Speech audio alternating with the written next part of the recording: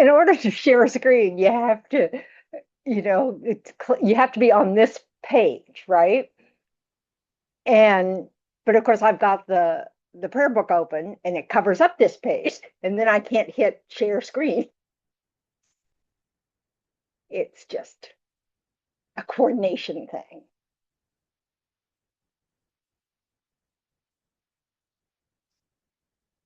So take a moment just to get your mind in the right place.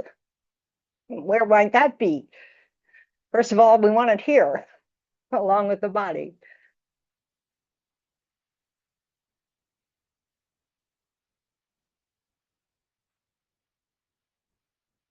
And we can rejoice that we have the good fortune, the good conditions to be able to be here, be able to discuss the Dharma.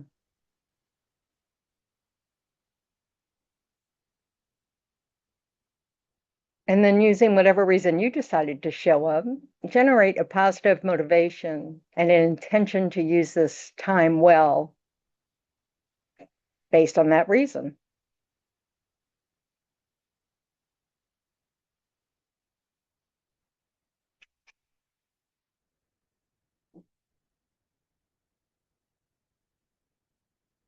And combine it with the wish that it not just be of benefit to yourself, but that it's going to ripple out to benefit those around you.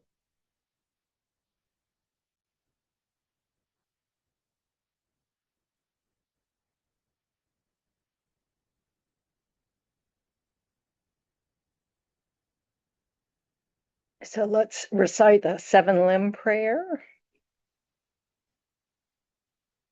Reverently, I prostrate my body, speech, and mind. I present clouds of every type of offering, actual and imagined. I declare all my negative actions accumulated since beginningless time, and rejoice in the merit of all holy and ordinary beings. Please remain until the end of cyclic existence and turn the wheel of Dharma for living beings. We dedicate our own merits and those of all others to the great enlightenment.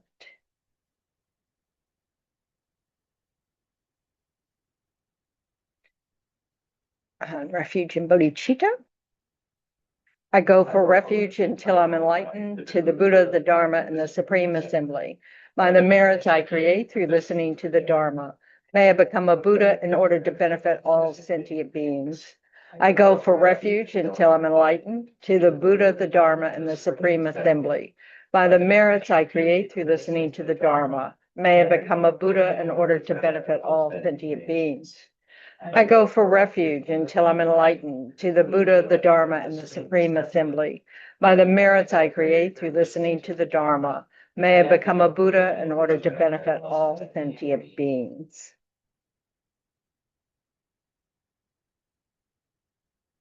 Hi, Chrissy.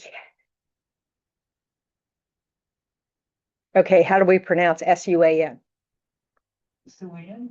Suan? Yep, I don't know. Ask Suan. Swan. Suan. Swan. Pronounced same as S-W-A-N. Okay, thank you. Welcome. Nice. Okay, where's everybody's mind? How's your mind? What's going on with that? Relax. Open. Trying not to think about mold.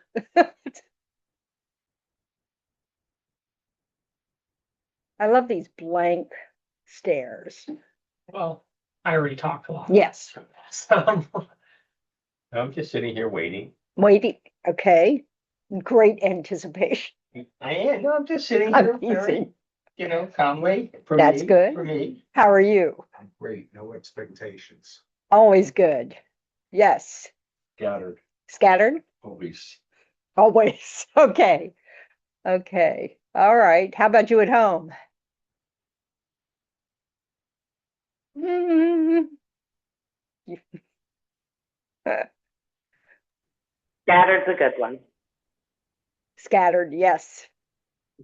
Yep, that's very common. Okay.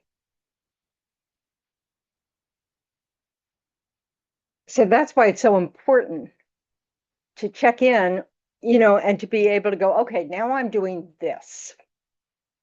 you know? And like if something's nagging at you, it's okay to write it down. And then you don't have to worry about forgetting it because you've written it down, and that gives you permission to just, stay here. It's just like, so it just depends on, you, but it's like, it's a good technique for anything. Like if you're just learning to meditate or you're having a day where you're just so scattered, your meditation is, you can't seem to pull it in. So if there's something that keeps coming up, you just write it down. And then you have, it's a discipline. And you go, okay, the next time it rises, you just kind of go, I've written it down, I won't forget. Say before you go to fall asleep, if you have all these thoughts going crazy in your mind before you fall asleep, you do the same thing. You write it down. And then you kind of go, I'm not doing anything about that tonight. And I won't forget because I wrote it down. That helps us learn how to let go of whatever thoughts we're getting trapped by. So it's just useful to acknowledge, okay, I'm ruminating over something, and so I'm just going to write it down, and then I can, when it's going to arise again, that you just kind of know, okay, I won't forget that. So that can help. And it helps. So when we set an intention, like if you're taking some task at work and you really want to focus on it for the next 45 minutes or something, you can, it's the same idea. You just allow yourself to recognize when your mind's scattering,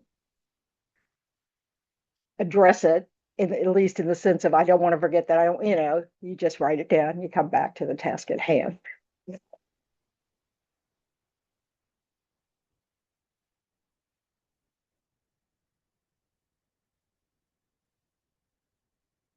So last week, I think we brought up the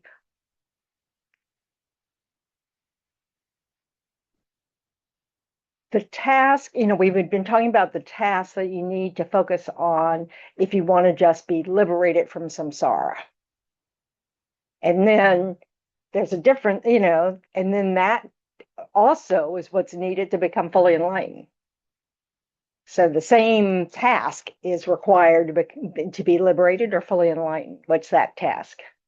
To be for the benefit of all sentient beings. That's bodhicitta. That's necessary to become enlightened. What do you need to be liberated?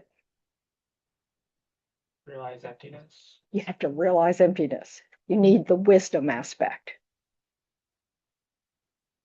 So bodhicitta kind of tries to combine, it's the wish to become fully enlightened for the benefit of all sentient beings. That gets you on the Mahayana path when you have it 24/7. But you still have to be liberated from samsara. They say sharp facultied students, since I'm not one, I can't tell you what that's like, actually realize emptiness before they really even enter a path. So when they realize emptiness, they realize it's possible to get out of samsara or the state of suffering. And then they develop renunciation or bodhicitta, and Can you talk about emptiness for a minute? I always Yep. like to hear it over and over. So in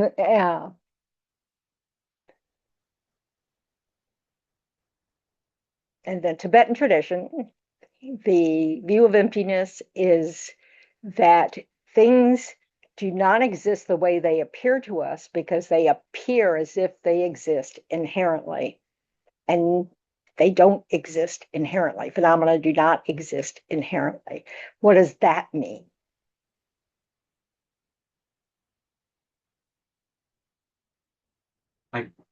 The word inherently doesn't have a lot of meaning. That's why I'm asking.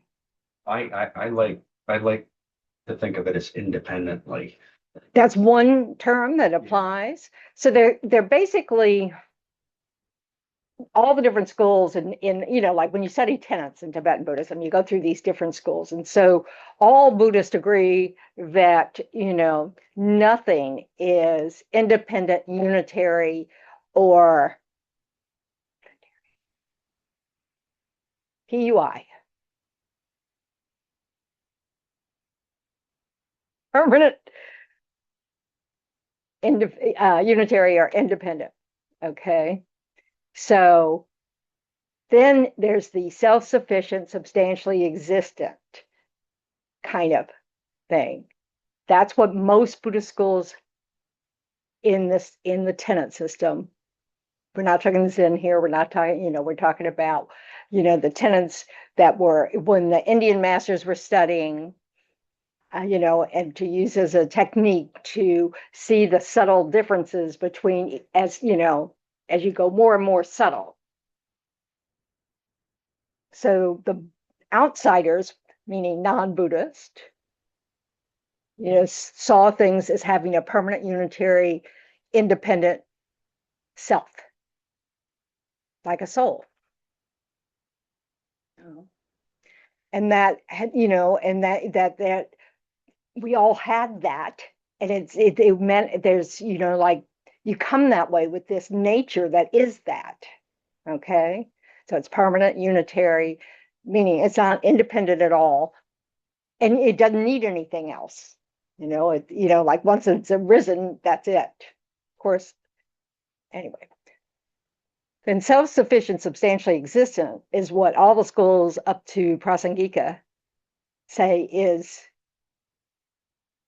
selflessness. That you want to argue against that. So grasping at that kind of self, a self-sufficient, substantially existent self.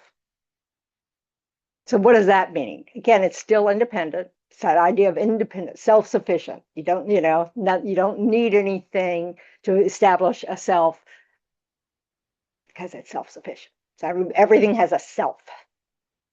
Well, of course, in the lower schools, they don't believe in a self of phenomena. So they just talk about selflessness of person. Once you get to the Prasangika level, which is, what the Gelug tradition, most and all, I think all the Tibetan schools hold, is the absence of an inherently existent self, which goes beyond self-sufficient, substantially existent. Now, there's nothing from the side of the object at all that is its nature, that it's self. So there's nothing inherent to any phenomena that can be pointed to as, well, that's it. That's that part that's inherent. But everything appears to us as it does. What does that mean? It's easiest to see, I think, with persons. We really think that a person has, you're born and that person has sort of a nature, and it changes over time in terms of you grow up, your views mature. But, we often say, and we associate it often with like a personality, they just are that way, and they've always been that way. And it's almost like we come out of the womb and somebody could brand us with some keyword that identifies us.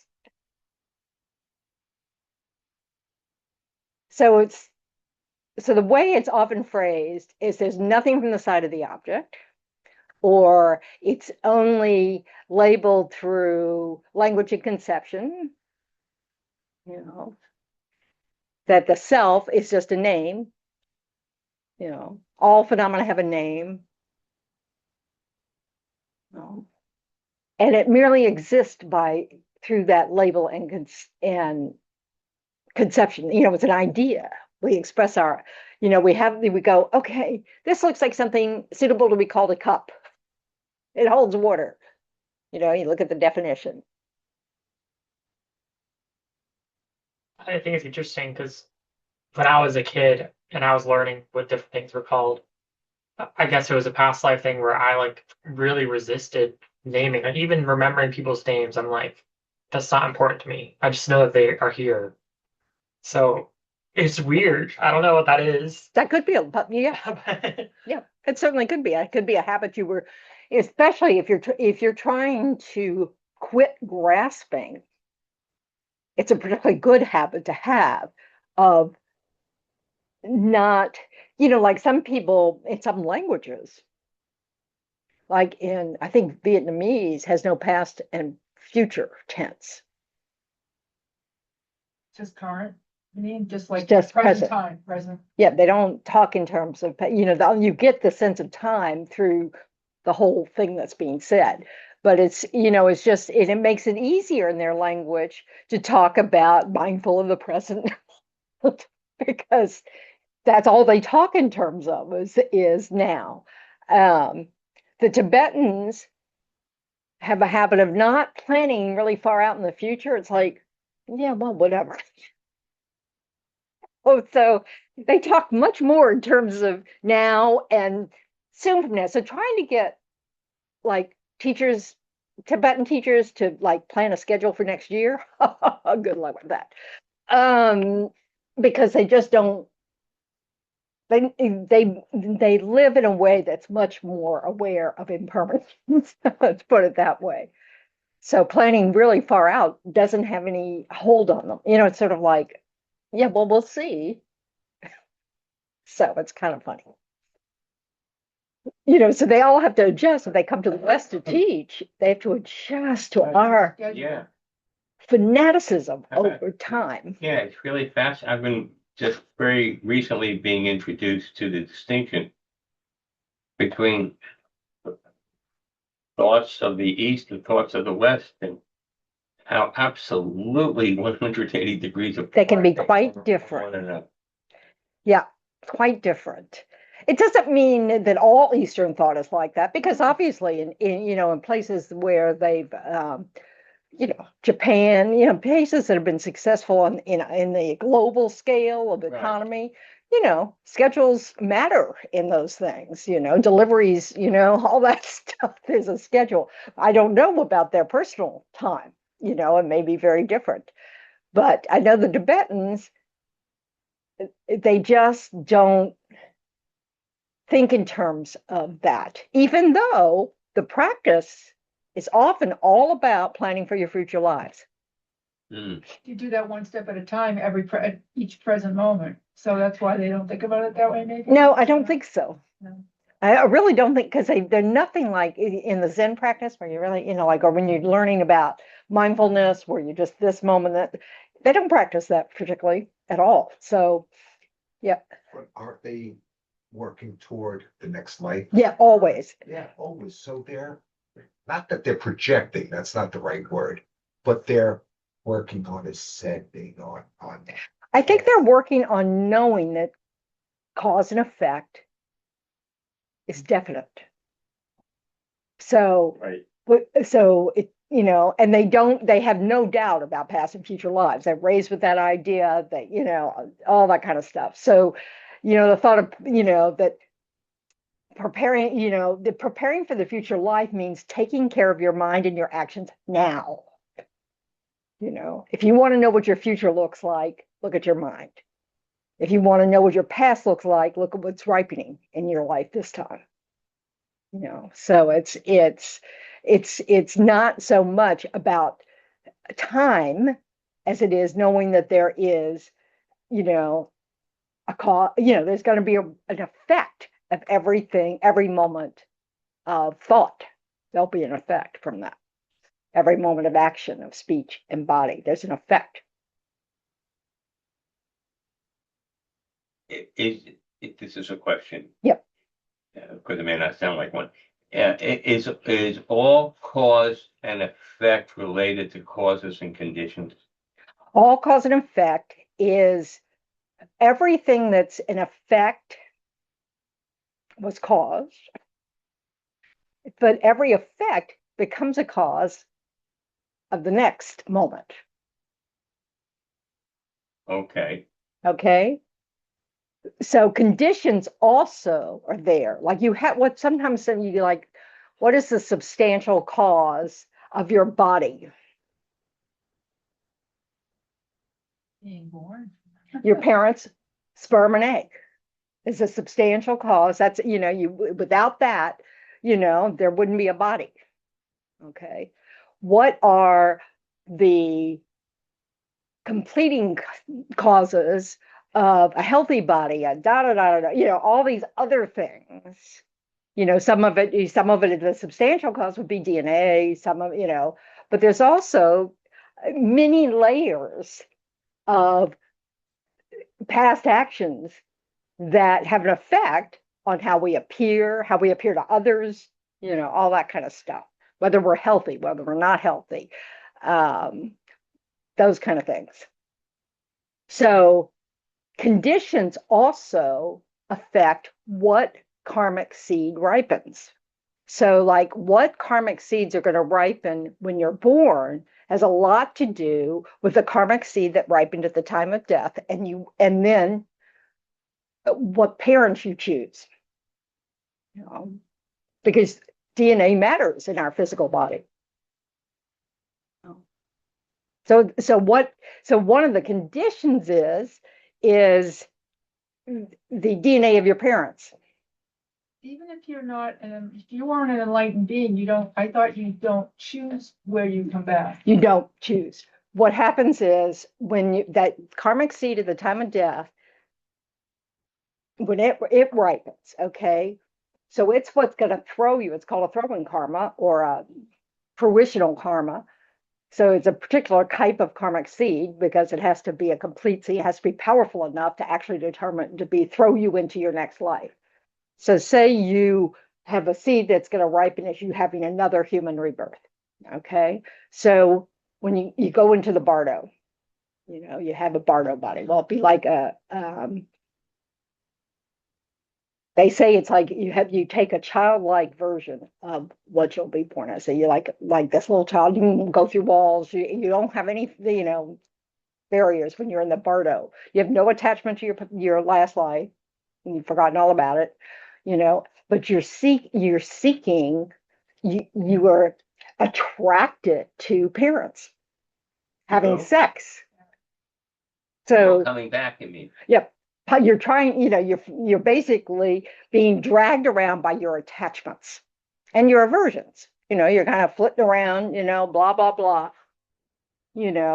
Then you see your parents having sex and you're attracted to one or the other of them.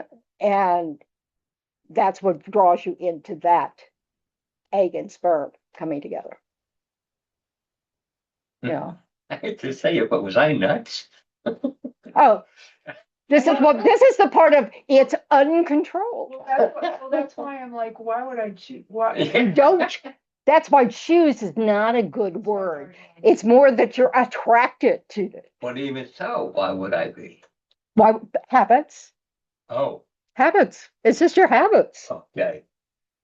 It has nothing to do with the kind of thing when we think, oh, choose, So if the more we have a practice, we can get to the point where we can control where we want to come back and how. That's usually when you're a pretty high level bodhisattva, and you want to be born in a certain area or whatever to help others. So yes, aspirational prayers are really important. So like if you've done medicine Buddha practice, and they talk about all the prayers I did in previous lives to help all these different conditions, people, whatever.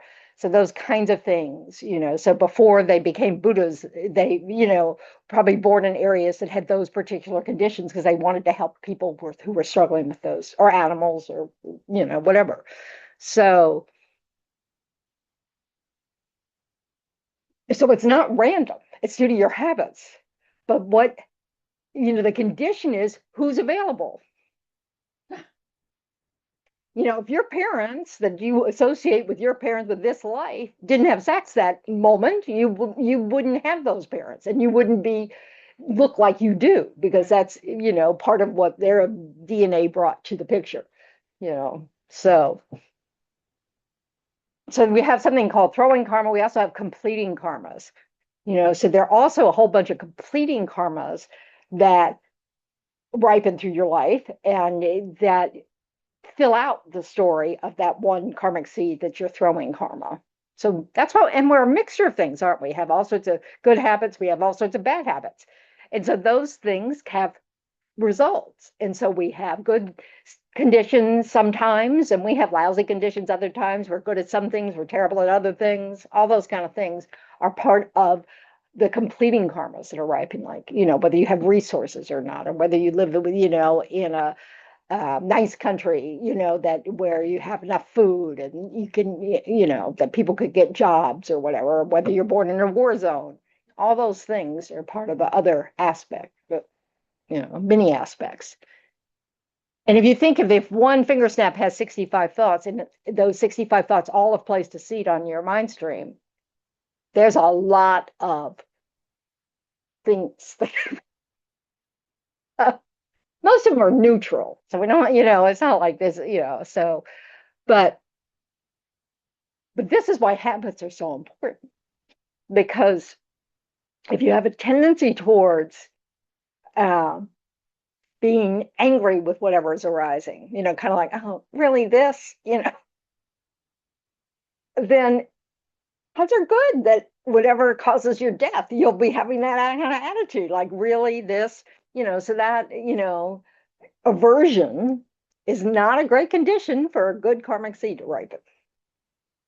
It's a good condition for a negative karmic seed to ripen. So Aversion to anything? Yep, pretty much. Because anger is pretty much never useful. Whereas attachment, like our attachment to a reputation. So this is the example they often give, like your attachment to reputation. So you're sitting there in the monastery and you realize all these other, oh, this guy is way ahead of me. So you study harder, you practice harder because you want to get, because of your ego. But eventually, because you are studying harder and practicing harder, you change your mind. So then, it's not reputation you're seeking, it's better actions of body, speech, and mind, so so we can be attracted to virtue, and even though we're still ignorant, we still think things inherently exist, or they appear to us that way, that attraction, and then we get attached because of reputation or whatever it is, it's because we want to be best friends with all the teachers, that can lead to some good results. Anger, not so much. Aversion doesn't work that way. Now you could say, oh, aversion to negative activities, maybe that would be an example of that, where, and then maybe because you just don't like those people, or you don't want to be known to hang out with those people or whatever, and it may work to your favor in some way. But because aversion can lead to wishing to harm the source of aversion, it's a dangerous path. Oh wow. Hmm? That makes a lot of sense. Because when I get pushed to the absolute edge, the first thing that I go to is, oh, I'm gonna kill someone. Yeah. Not anyone in particular, just like Yeah. feel that feeling. And that's just the habit. And when you think about like human history, killing's a big part of human history. Fights are a huge part of human history. This idea, think about the things that we invent. We invent a lot of weapons. We invent things that kill insects all over the place. Anything we don't like, we've created some way to make sure we can kill them. Whether it's insects, people, whatever, viruses, some of them make sense. It's just, the point is, that's a pretty quick response in our, it's like, oh, we don't make friends, we'll just get rid of them. Also kind of thing. Or we don't investigate further. It's like, I love it. With the recent cold weather and all the iguanas, fall out of the trees. And so they reported how 5,000 of them were euthanized because they were stunned. And, since they're an invasive species. But they don't talk about things like, we're going to use birth control, or we're going to, so that, we're not killing them, but they just won't have more babies and we can reduce the population size in this state. The first, it's the easiest thing to do is just kill them. And so we do. So we have a strong habit of that. This isn't somebody else's fault. Yeah. So I have so many questions tonight, but you're really stimulating. I karma, cause Mhm, and effect. mhm. So look at your karma today and you'll see your rebirth tomorrow. What, Look at your actions today. Today. Yep. which impacts. What I don't understand is we're born into whatever conditioning we're born into. Condition. Yeah. And so we can, out of our ignorance, we can have a lot of negative karma, but it's all out of our ignorance. Yeah, that's right. That's why it doesn't matter in the scheme of things. That's why judging people based on their contaminated actions isn't useful. You know, we may have to assess people and say, okay, you can't live in society because, you're going around endangering everybody, that kind of thing. But saying that's an evil person and has always been evil, will always be evil, is an exaggeration. It's nobody's punishing us. It's not like, well, you fool. No one's punishing us. This is cause and effect. It's just like planting that mango seed, and for some reason that mango seed wasn't, healthy or whatever, and it doesn't grow. Okay. Well, the person who planted that mango seed, whether they have the condition to have a mango tree, is also a factor. Not in that the power of your karma seed ripening is that seed just changes. Oh, he's planting me, so I'm different. It's that you picked one that can't grow. It's just it's not. This is how vast karma is. This is why you can't if you get yourself bogged down. Only Buddhists can know all the things of karma because you have to be omniscient. You have to have no ignorance at all about everybody's history. Because all of these, who else is there? Oh, it matters. All this stuff matters. Now, you also have that kind of collective karma thing, which is not really, it's like everybody who creates a cause to be born on this planet, animals, insects, everything, have some shared karmic act. They've done similar things, like kill, because you can't survive on this planet without killing. We kill just taking a shower. The food we eat, we kill plants, but all the insects and everything that get hurt in farming, we kill meat, if they're not meat yet, so, we kill for meat. Get that language right. So anyway, so that's a shared effect that we live on a planet that you literally can't survive without killing something, walking along, a path will kill something. So then things like we also share in that we have beautiful sunrises, and sunsets and flowers and all this other stuff, that is pleasing to our eyes. That's also a shared, positive thing. And not all things have that, like we don't know if I don't know if certain insects really are able to appreciate the beauty of something. But I'm sure they appreciate the beauty of something, but not maybe the same things that humans appreciate the beauty of, kind of thing. So anyway, so there is a Discovering Buddhism thing on karma, which will help, but it will not answer all your questions, because unless you're a Buddha, you're not going to be able to trace this back. So you have to kind of use your common sense. Okay, karma is definite. What does that mean? It means positive actions lead to positive results. Negative actions lead to negative results. Then you have to kind of investigate, what does that mean by negative and positive? Okay, well, positive generally involves no harm. There's no harm. And hopefully benefits, so you kind of get to, so you can kind of get this, theme going. you know. Um, and that's what the 10 non-virtues are trying to teach you, you know, and they're the same in pretty much all religions. And there's a reason for that, because nobody wants to be killed.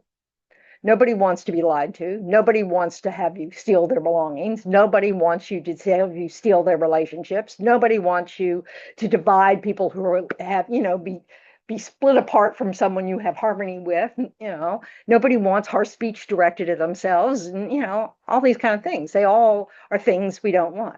Coveting other people's belongings. What does that lead? Oh, stealing.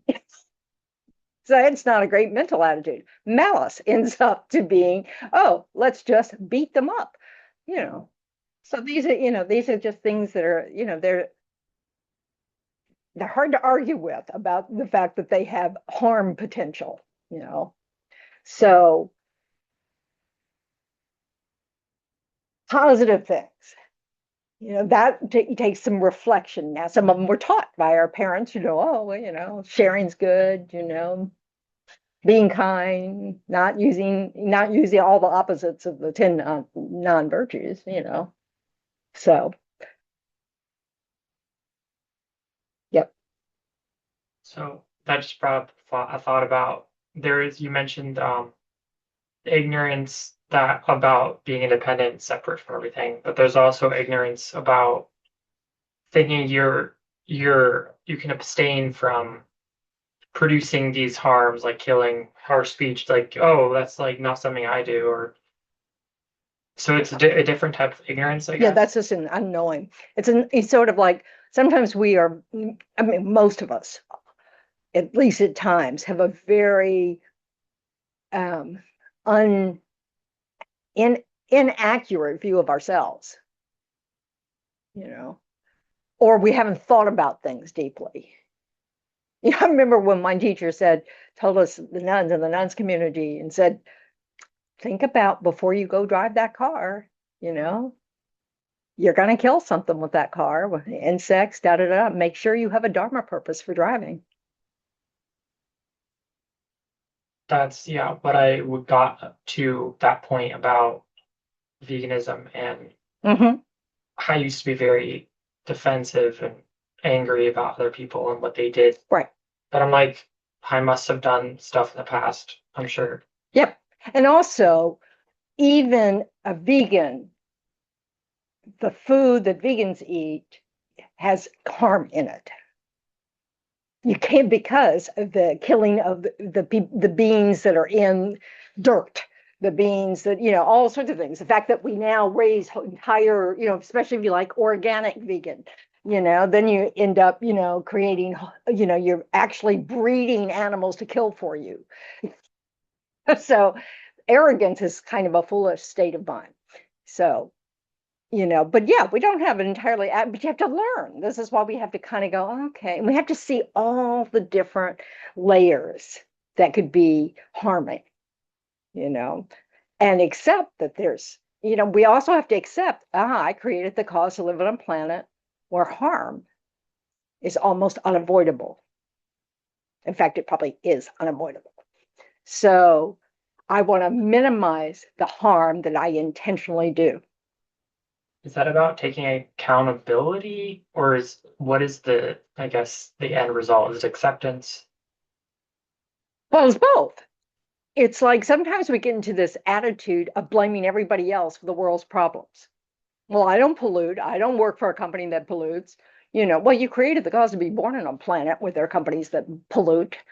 Don't you know, don't act like you have nothing to do with that. You cannot experience anything that you didn't create the cause for.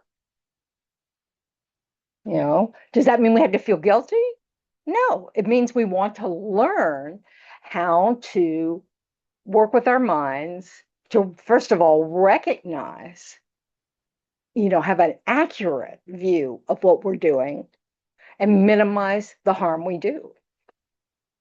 And that can include trying to help governments decide not to trash the planet, you know, work for that effort, that kind of thing. So it's, you know, because you can create the cause to be born in a place where killing is not necessary for survival.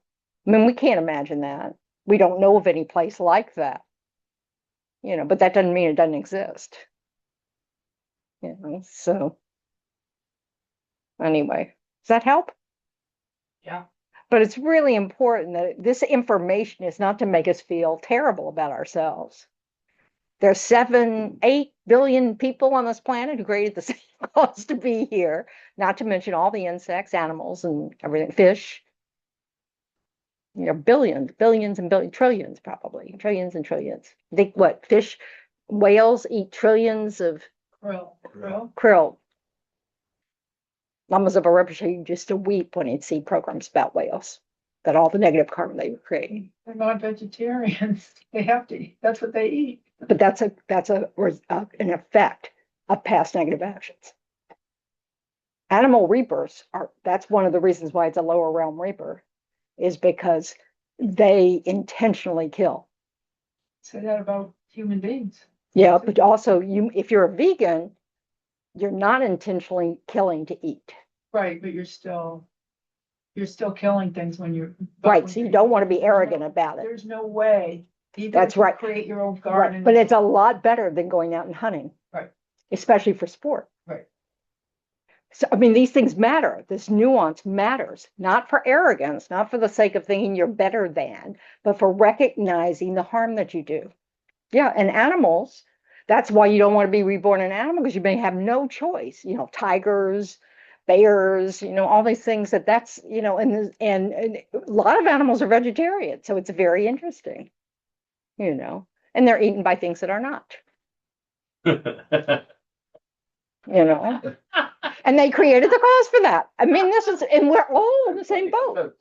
I know, it's kind of funny. I find it all, when I look at my life and when things ripen and I think, okay, what did I do? It's like like I'm sure in a past life, I was a very chauvinistic, misogynist dentist who sort of a sadistic dentist.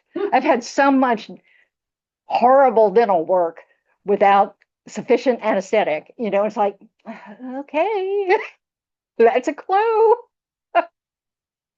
So Maybe you were a dentist before they had, when they were like barbers. Yeah. And you just Yeah. take a. And not only that, I didn't have any sympathy.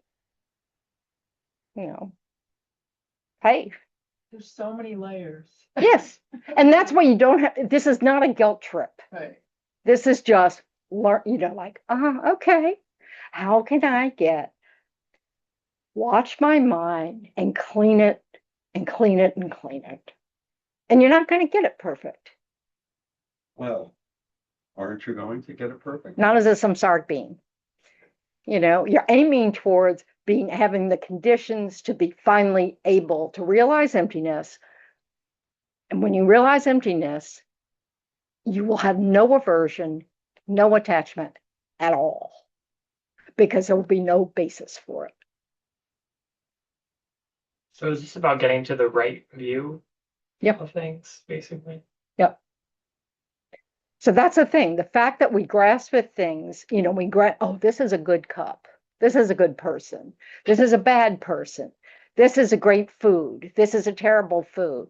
This is, blah, blah, blah, all these things. And then we want more of this and we want less of that. And we, blah, blah, blah. All those things are based on our thinking that each of these things are by their nature either good or bad. When it's actually our karma ripening that makes them good or bad to us.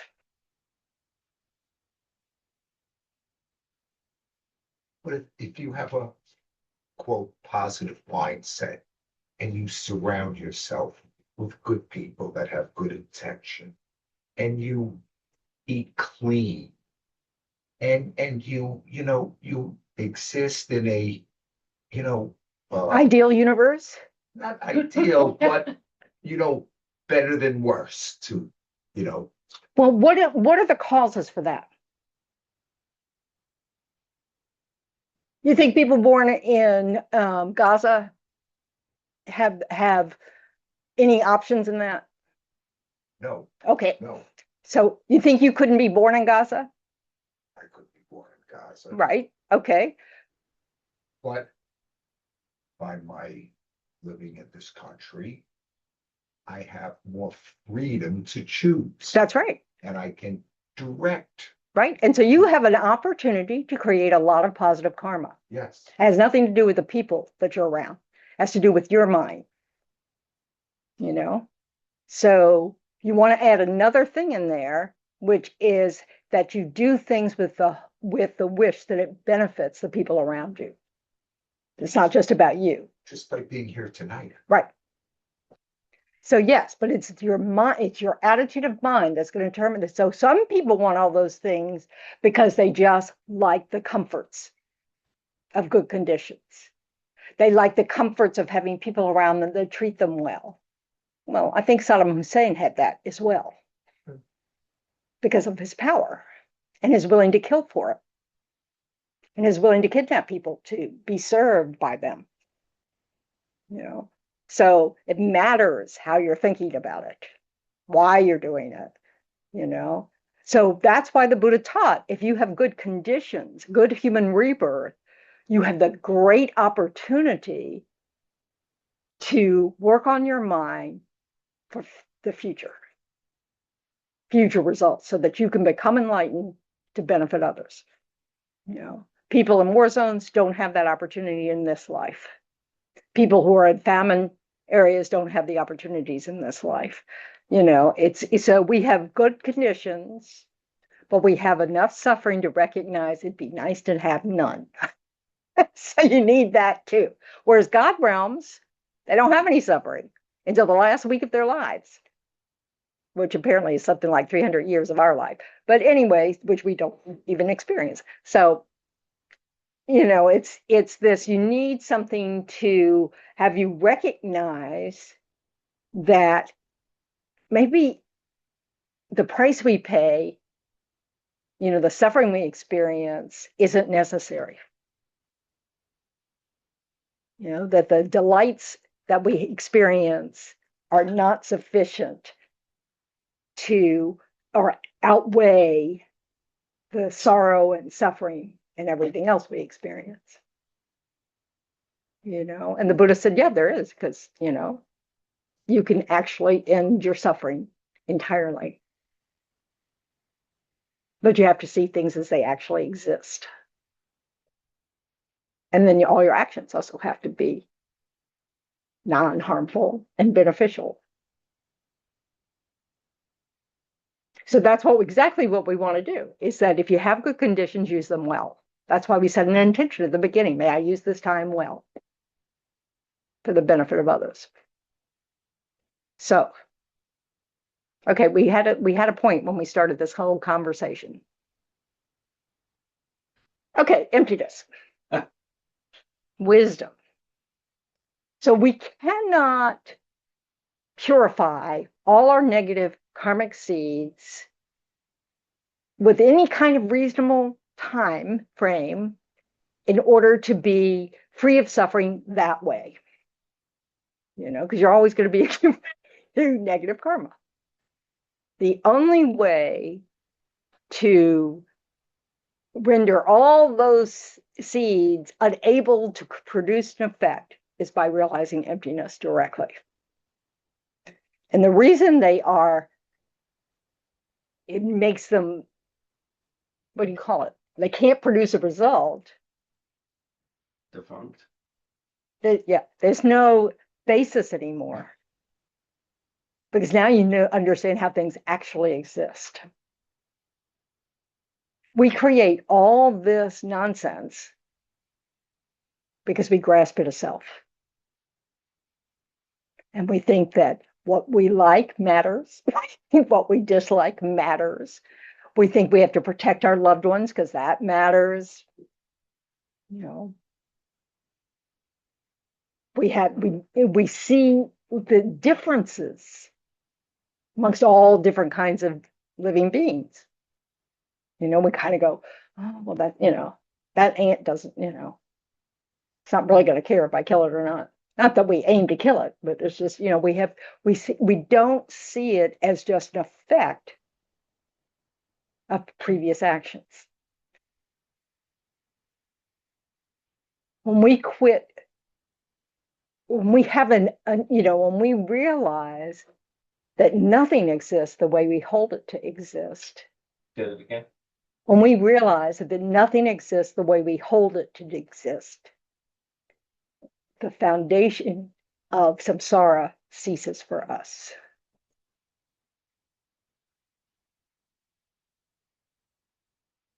When you have a bodhicitta mind, and you know that you need omniscience in order to help all sentient beings, you recognize that there's still a taint of all those eons of ignorance that it blocks, it obscures your ability to have omniscience.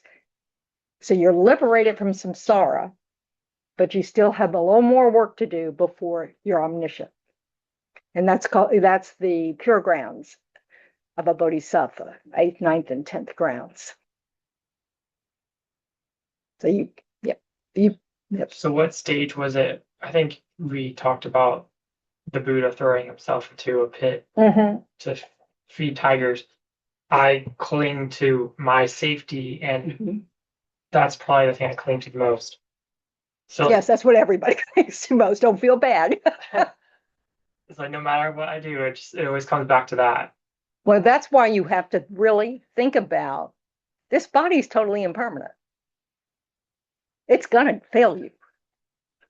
You can take care of your health perfectly. You can have no problems with no allergies, no reactions to things, none of that. You'll still die. But your mind will not. Whether you live 100 years, 117 years, or 3 months, your mind's going to continue. Your storyline of this life will not continue because it's just a story. So part of this recognition of how things actually exist is realizing it doesn't matter. This body is just like a hotel. Sometimes you have a crappy one, sometimes you have a great one. And it absolutely doesn't matter. We think it completely matters. So we do all kinds of things to cater to it. We give it what we think it likes best. We protect the actual body part, but we cater to it at the sacrifice of other beings.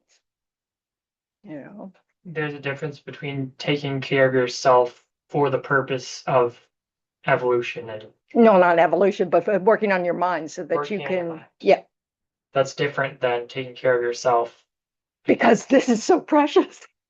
This is precious. It's so precious. Try to avoid anything from happening that might go wrong or to live long to work on our minds. Yeah. So it's not a bad thing to work on your mind, and you don't know what kind of rebirth you're going to have. The more you work on your mind, the more time you have to kind of have a good habit of mind. So at the time of death, you're probably not going to be angry. You'll be more peaceful because you've been working on a peaceful mind. Just like when we were talking earlier, where you said, you've gotten to the point where you kind of go, okay, if I have this reaction, that reaction, that's equanimity. And we want the same kind of equanimity towards whatever is arising. And the hardest thing, of course, is when we think they're going to kill me. Fear of our losing this body is really strong. We have to work extra hard to recognize it's no different than any other phenomena. It's impermanent. You don't want to do anything for the sake of just protecting this body. That's why it's why you wouldn't want to have to go to war. Because killing someone else because they're about to kill you is not going to change the effect of killing karma. You still have taken the life of someone else. And the other person who kills you also takes the life of, that's how it is. That's how we end up here. And continue to end up here. Continue to appear.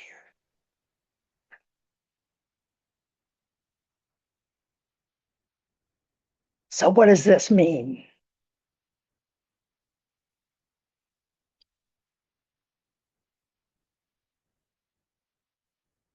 really investigating how we exist. So one of the common practices for that is to look at this label. You know, where's the I?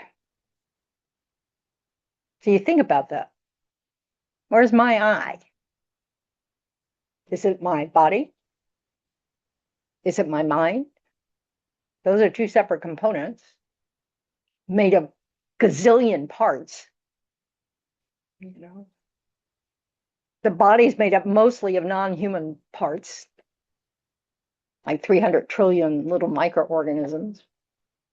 Are those you? How about all those thoughts?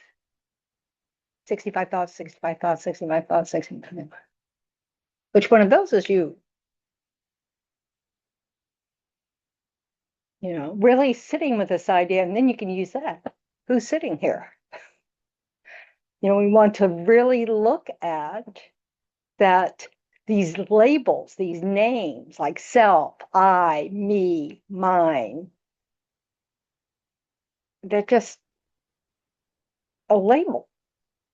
It's convenient for communication, but there's no me here. When you look, you know, there's no inherently existent me anywhere. You look at all my parts, you're not going to be able to find one that's, you know, independent.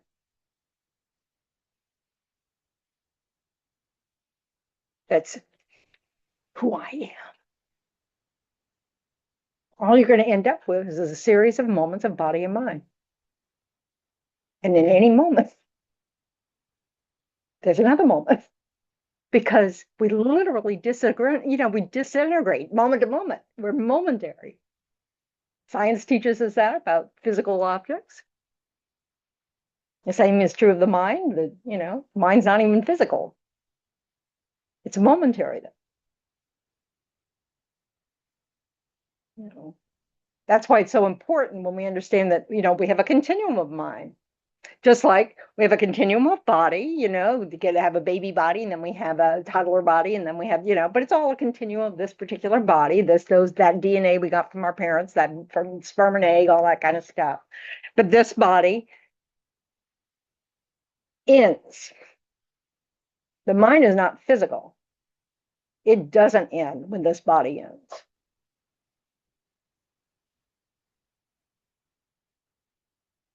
But it's also just a continuum of moments of mind. It's not something that is permanent.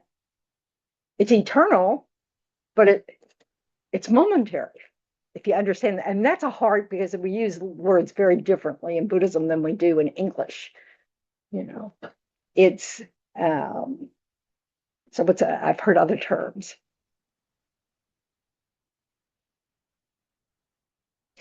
Permanence in Buddhism implies something that does not change. It is No not such thing. momentary, huh? There's no such thing. Labels can be like that. Because the label doesn't change. Right. But it's just a concept. It's just, it doesn't change, because it's just a name we've given to this concept. Like I.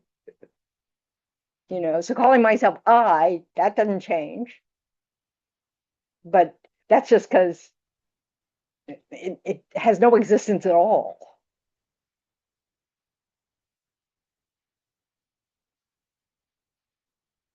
It's an absence of something. Like emptiness is considered permanent. Like the emptiness of this cup only exists when this cup exists. This cup is momentary. So every moment of this cup, there's an emptiness to this cup. But that emptiness is the emptiness of only that moment of cup. Because emptiness is an absence of something. That absence is true at every moment of the cup. Whereas the cup itself, all the other qualities of the cup are changing. What atoms make it up, what, you know, whatever, I don't, you know. And we have to really think about these things again and again and again, and recognize that we grasp Well, it can't be quite like that. Well, it can't be that momentary. So an absence of something, like the absence of an elephant in the room,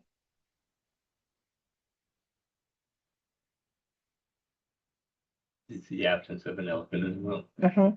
Now, is that eternal? Is there a chance there could be an elephant in the room? Yes. Because you could bring an elephant into the room, and then there wouldn't be an absence of an elephant in the room. Okay.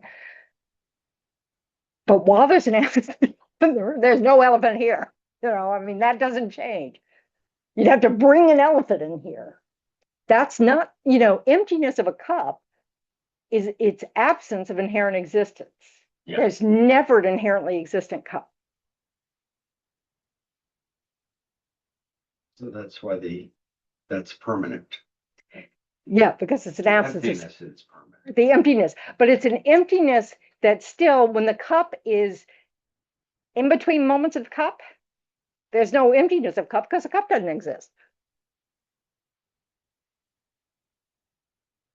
I know, it's painful to think about.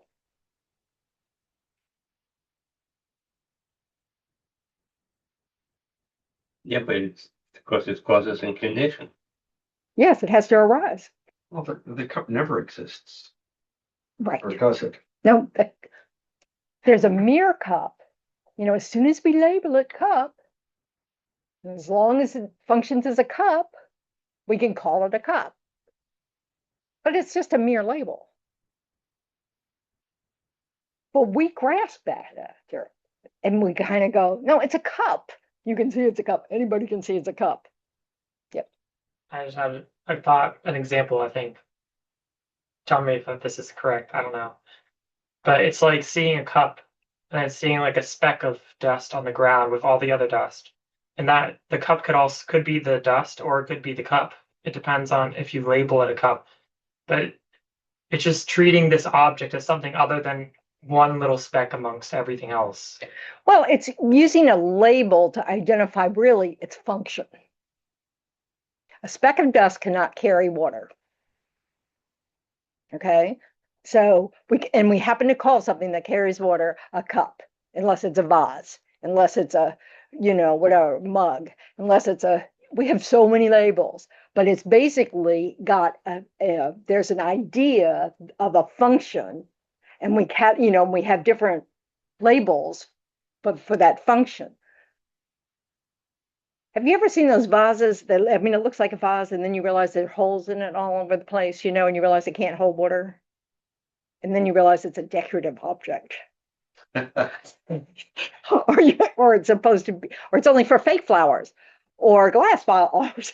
It can't hold water. So you can, because we're human beings, we can say, well, it looks like a vase, because we have a brain that can do that, But it's no more meaningful than cup. It's really the function. Like when this gets, run over by or picked up by the trash compactor, whatever, those trucks. Anyway, it gets smashed, okay? We still have a tendency to see it as a cup. Smashed cup. It's my broken cup. It's a smashed cup. It's a flat cup. And that's part of our grasping.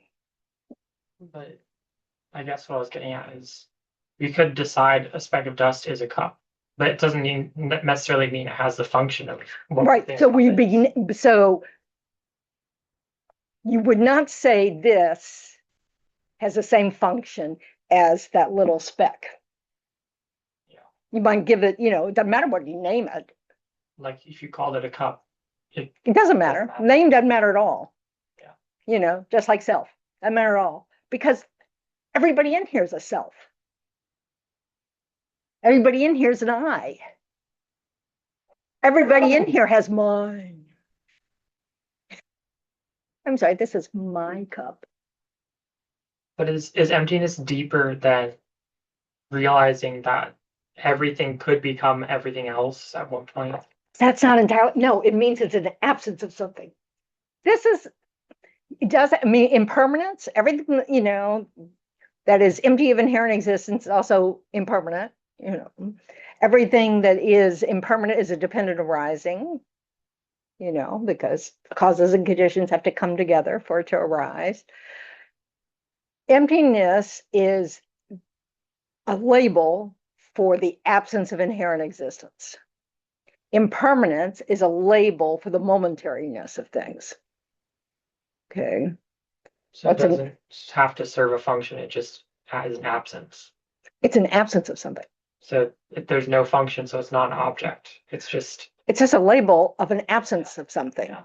The importance of it is it means that everything can exist.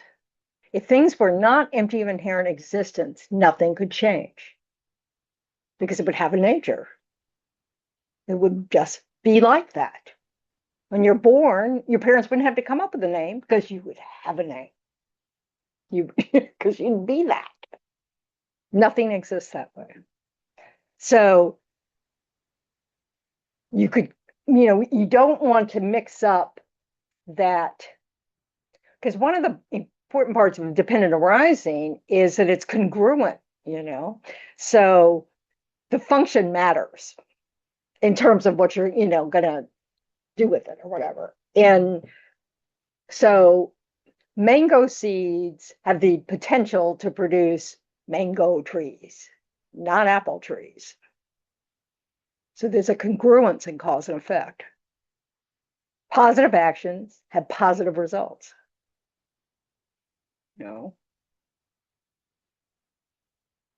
The stronger your motivation for a positive action with a positive motivation that has a strong mind of wanting to benefit or blah, blah, blah, has more power to that effect.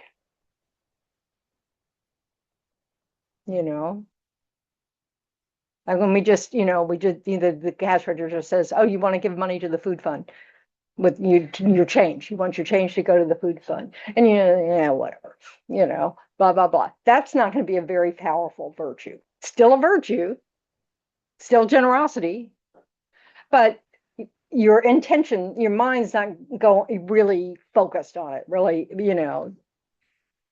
So it's not going to be as powerful as those actions when your mind's really on it. You understand? Passive or intention. I'm sorry? Passive or intention.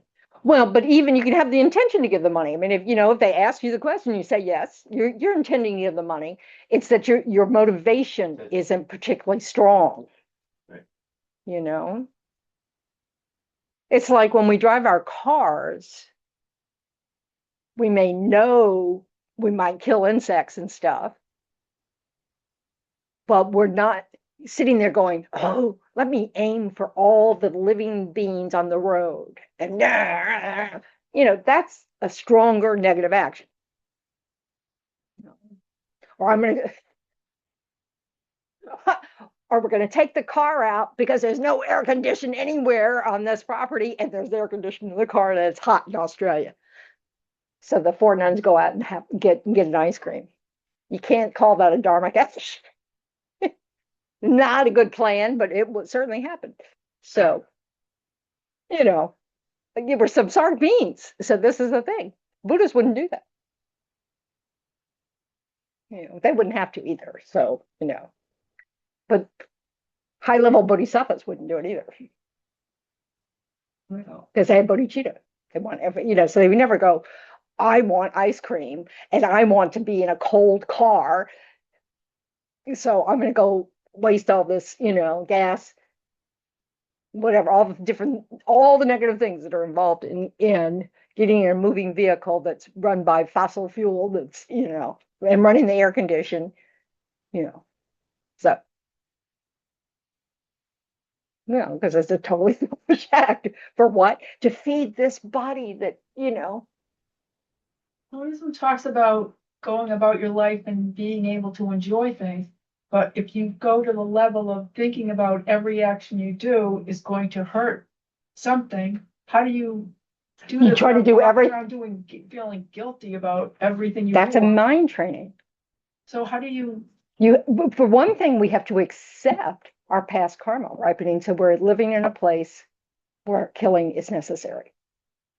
You don't have to intentionally kill, but you got to be responsible for killing. Okay? You have to accept that. You created the cause for that. You can resist it or feel guilty about it. Doesn't change anything. have to say your daily purification practice at night? Right? Yes. But also, bodhisattvas, once you develop the uncontrived wish to benefit all sentient beings, and it's a 24/7 mind, everything you think, everything you do is influenced by that wish. Okay? Then the choices you make are about others. You don't make choices based on your own needs. I never saw Lama Zopa Rinpoche ever ask for anything for himself. Not a glass of water. You know, everything he did, said, was directed towards some benefit for someone else. Everything. Doesn't mean he didn't get in a car. It meant that when he got in the car was because he was going somewhere to teach, to benefit others. And he said prayers all along the way. And they stopped at every body of water so he could put images of mantras in the body of water to benefit the beings in the water. Took forever for him to get from one place to another in a car. It was great. You know, I mean, how could, you know, His Holiness doesn't do that. But he too, he says, well, one of the good things about being in exile is I get to bring the Dharma to Westerners. But he's just thinking about that. He's not thinking about how he's in exile. So it's a whole different kind of mind. We can't relate to it particularly because we're always thinking about what's in it for me. You know? And guilt isn't relevant. It's more like, how can I do the least amount of harm? So it's And awareness. It's an it's awareness. right. It's an awareness and it's a training. And the more we reflect on all the nuances, you know, it helps us. If we go into guilt, it's not going to help us because we're just going to go, oh, it's pointless.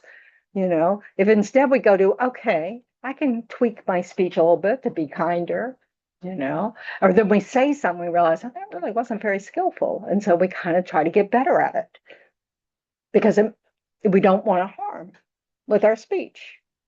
You know, when we go to the grocery, we go, yeah, I really like to minimize how much I'm polluting, participating in that. So you buy everything that's not in plastic, you know, or you know, whatever. I mean, you try your best, you know. For years, I didn't eat any organic food because I couldn't afford it, you know. So, you know, you do your best. So it's, you know. And you don't judge others because I remember being behind a car one day that was just the oil, you know, that Smoke. yeah. Oh, and I'm just thinking, oh my goodness. You know, and it didn't occur to me until I couldn't afford to fix my car that there's a reason why someone's driving around like that. Right. It has nothing to do with just, you know, laziness or whatever, you know. So we, you know, it's just, That's a very hard thing to not, that I find that the hardest thing is not to judge others, even though I turn it around in my head and I'm thinking, no, that's not, you know, they have their own reasons for doing, but I'm always like questioning. yeah, that's why the point of working on other people's Right. stuff It's is easy, pointless. Right. So you just need to turn your mind towards to what am I thinking?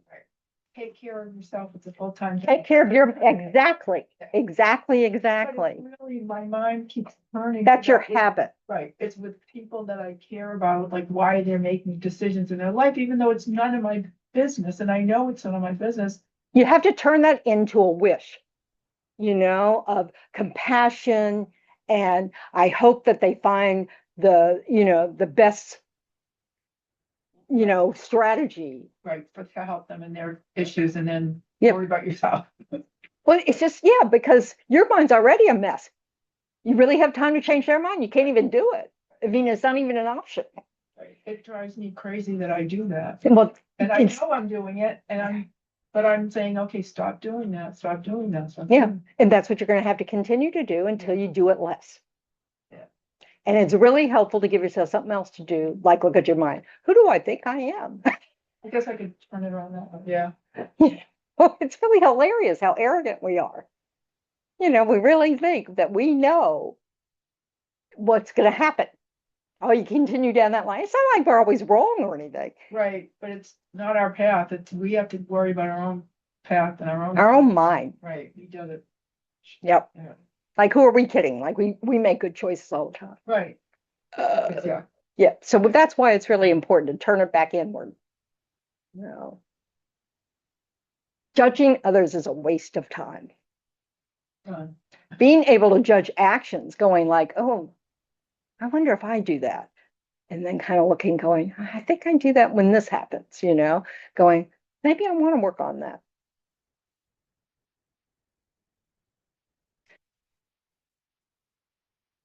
Because this is where emptiness comes in. That person, all the people that we judge are empty of existing that way. They aren't that action.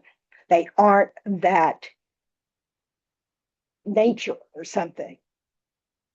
Their ignorance is operating, it's just, we just need to recognize that they are also samsaric beings who think it's so important, whatever they're grasping after. is that really practicing equanimity?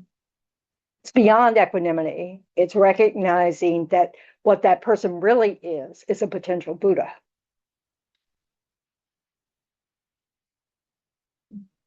So we pray that whatever they're experiencing now helps them lead out of suffering, so that then they can benefit all sentient beings, because fulfill their complete potential. And meanwhile, I better get back at it, because I'm a potential Buddha too, So we think it's compassionate when instead it's judging. Compassion is that response of going, they're suffering and they're not even aware of it. And I really wish them to be free of it. May they find, the actions, they'll be free of these causes for this kind of suffering. And we can wish that for ourselves as well. Yeah. There's several things that a Buddha sees they can observe before getting to omniscience. I guess. But a liberated being. Okay. Yep. They can see other people suffering. They can have compassion, and they realize emptiness. And is it through the lens of emptiness that compassion exists? Because no, compassion is the pure mind, the uncontaminated mind, the mind that has no ignorance, no negative states of mind, because it all comes from ignorance. So once you remove the ignorance, all those other negative states of mind have no basis, so they don't exist either. It's a cessation. So now you just are left with pure mind. Okay? Compassion's naturally there, as you could say, because compassion, all of our virtues are accompanied with wisdom. All uncontaminated virtues. I mean, when you have realized emptiness, all you could possibly have is compassion for all suffering sentient beings, because it's totally not necessary. It comes from ignorance. And it's directing it at the polluted minds of others. That's the compassion. It's not towards their body or. No, it's just it's because they're ignorance. They're still ignorant. So it's wisdom, basically. Well, yeah, but compassion is a type of wisdom. Yeah. So is love, wishing things to be happy, knowing that there are causes for happiness and suffering. The contaminated happiness and suffering is all due to this misunderstanding of how we exist. That's why they say anybody who, no matter what path you follow, if you become liberated from samsara, you will want to become omniscient, because you know that it's possible to help all sentient beings. And you don't want anybody to suffer. It's not necessary. Suffering's totally not necessary. It's a result of ignorance. That's it. There isn't any inherently existent suffering. It's an effect. And it's an effect of ignorance. So all our judgments of other people are totally baseless. It's our ignorance, interpreting their actions as somehow inherently existent, and they're not. Doesn't mean that we don't. I mean, our actions matter because that's setting up the whole thing, but it's coming from an ignorant mind. That's what drives it, is this misunderstanding. They really think happiness exists in these actions.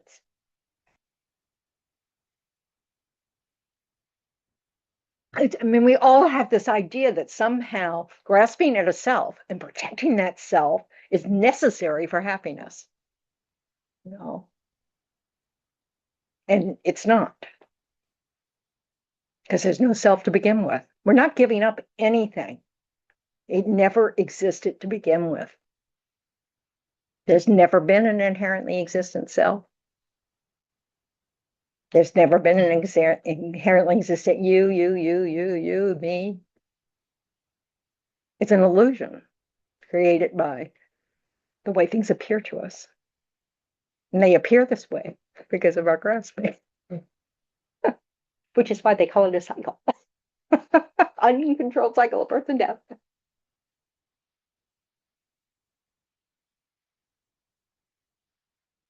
So really reflecting on,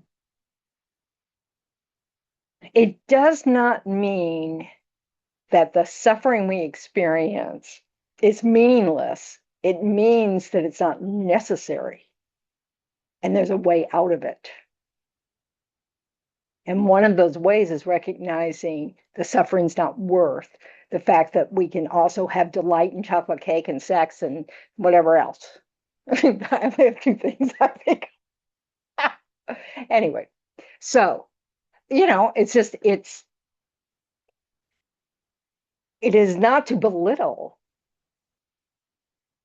the minds that are still trapped in samsara.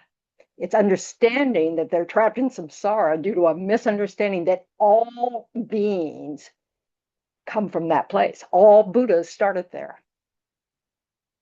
It's a process of awareness developed to the point where you are freed from, or you cease ignorance, because you have a direct experience of the absence of inherent existence, because you keep looking for that inherent existence. Oh, but I know I'm somewhere, and then you never find it. There's nothing to grasp onto. There's no moment of mind to grasp onto. There's nothing you can say, oh, well, that mind's up there every time. It's not like that. So is that another reason why single pointed focus is So important. important? Because it gets rid of all the grasping, And the distraction. yeah. It's very hard to center in on this absence of something, to really think about, what does this mean? And to be able to, without distraction, because that self-interest, first of all, pops up like regularly. Oh, I'm tired. Oh, I'm hungry now. When you develop single concentration, your body and your mind don't get in your way. You're no longer distracted. You no longer have any pain. You're no longer hungry. You can stay focused for as long as you want. It's called pliancy. Pliancy of body and mind. It's very handy. So yes, that's why it's important. And Tantra is one technique of developing that kind of mind with all these elaborate visualizations and all this kind of stuff, and recognizing that things don't exist as they appear to, and that it could actually appear very differently, blah, blah, blah, single point. But to get there, to be effective in Tantra, you have to realize emptiness. You have to understand intellectually, have a valid conceptual understanding of emptiness. It's not a beginner practice at all. So Okay, what do we think? Are we making any progress here on? Yeah, I think this is great. I think this is great. Hmm, How's your neck? else. If I would quit doing this, it'd be better. Habit. My habit of bad posture. Okay, so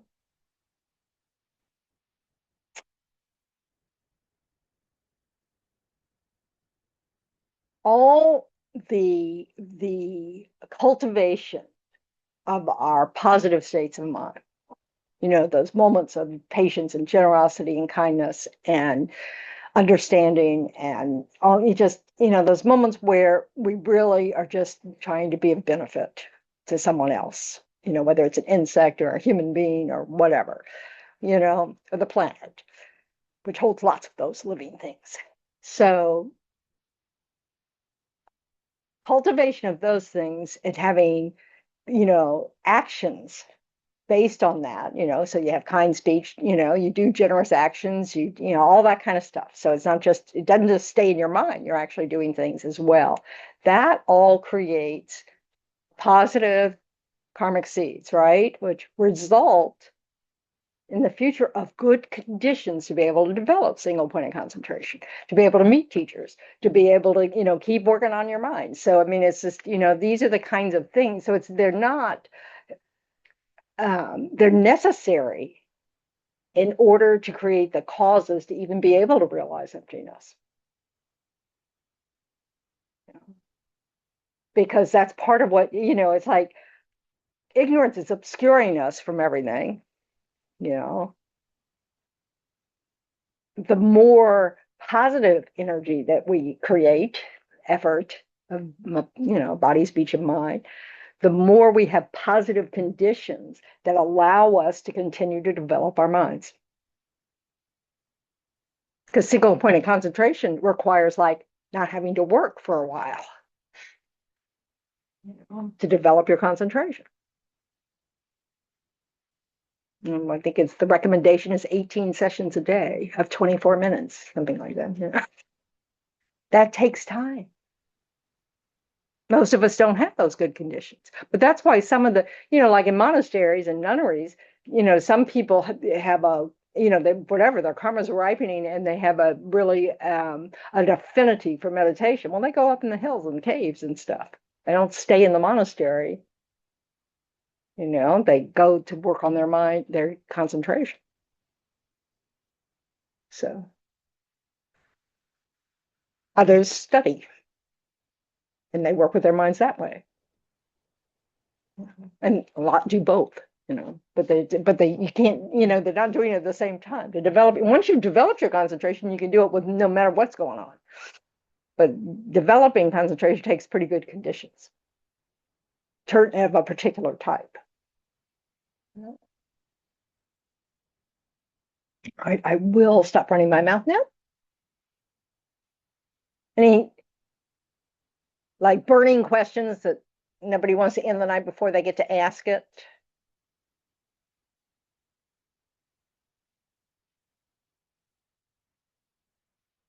Or not?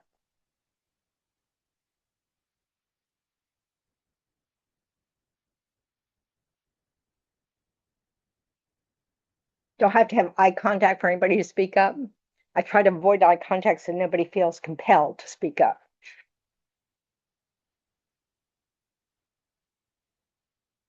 Then there's no comment at all. Oh, there's a hand, Deb. Yeah, this is just a quick question.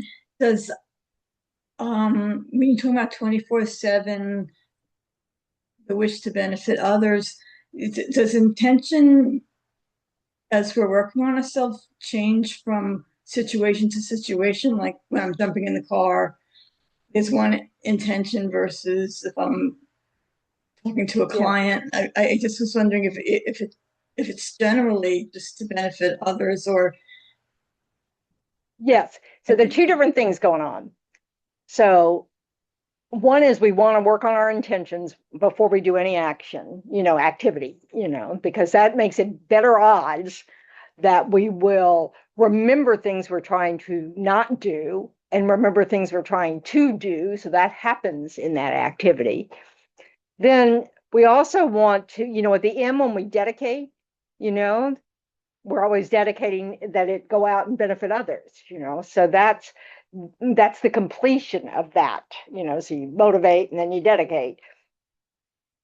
Eventually, with enough focus and enough ability that where every intention we set has as its backdrop that it will help you lead to enlightenment for the benefit of all sentient beings. So it's both parts. It's not just benefiting sentient beings. It's this recognition that in order to truly benefit all sentient beings, you have to become enlightened. So that means that, okay, so you want to, I don't know, you go sew up in the soup kitchen, that you're doing that with the purpose of it helping you stay on the path to enlightenment, and so that you will be able to benefit more than just these people, So it may be that so you decide, I'm going to become a monk or a nun, so all I do is Dharma, in terms of what, you're not supposed to work a regular job, you're not supposed, all that kind of stuff, to give you better conditions to work on that 24/7, But fortunately, you can also have that mind when you're working a regular job, all that kind of stuff, but it's hard. So it's hard, period. But, I feel very fortunate to be ordained, and now I can be just totally obsessive about the whole thing, and I don't get fired for that. So that makes it easier. It's not a harder life. If you have enough conditions. It'd be much better if I was living in a nuns community. Well, just because you'd have other people trying to do the same thing. And they also are kind of going, excuse me, but please don't speak so harshly to me. But and you have access to teaching. But like you saw with the monks that are walking across the country, right? They did it as a group. They knew they had a place to go home to, and they were being supported by their teacher to do this action. All of that helps. That's why guru devotion and refuge, help. Having a teacher helps. But the more supportive that environment is, the easier it is to make these changes moment to moment, So anyway.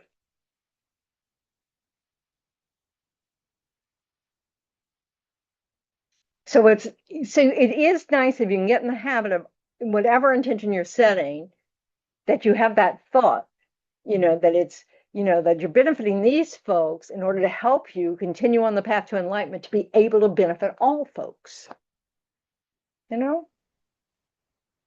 What's nice is once you have uncontrived bodhicitta, you don't have to think about it anymore. It arises spontaneously and effortlessly. Everything you do will be influenced by that thought.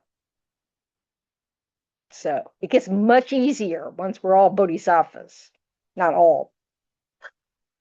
Anybody who's a bodhisattva is having an easier time than we are. Because they're influenced by that thought all the time. We'll get there. All right, what am I trying to do? Now we're going to dedicate. Okay. Due to the merits of these virtuous actions, may we quickly attain the state of Guru Buddhas and lead all living beings without exception into that enlightened state. May the supreme jewel bodhicitta that has not arisen arise and grow, and may that which has not diminished but increase more and more. Just as the brave Manjushri and Samantabhadra too realize things as they are, I too dedicate all these merits in the best way that I may follow their perfect example.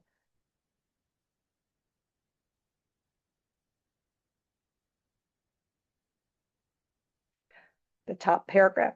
Because of all the merits of the three times created by us and all the Buddhas, Bodhisattvas, and other sentient beings. May there be no wars, famines, disease, quarreling, fighting, or unhappy minds. May there be great prosperity, and may everything needed be easily obtained. May all the human beings in the world be guided by spiritual leaders teaching only Dharma, and may everyone enjoy the happiness of Dharma.